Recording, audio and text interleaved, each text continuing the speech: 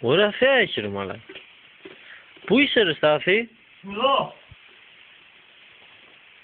Τι κάνεις ρε μαλάκα, βάφεις? Μη ρε μαλάκα. Δεν πειράζει. Έλα ρε μαλάκα του παιδιού το τέτοιο. Α, ωραία βάφτε, βάψτε. Να γράψουμε το Πινέλο Φραουλόσπιτο. Τζάμπε. Δικό μας είναι.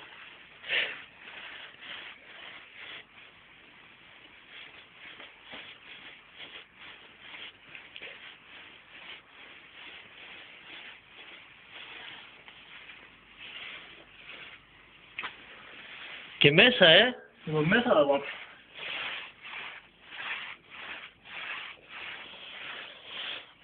Έξω φτάνουμε να δοκιμάς.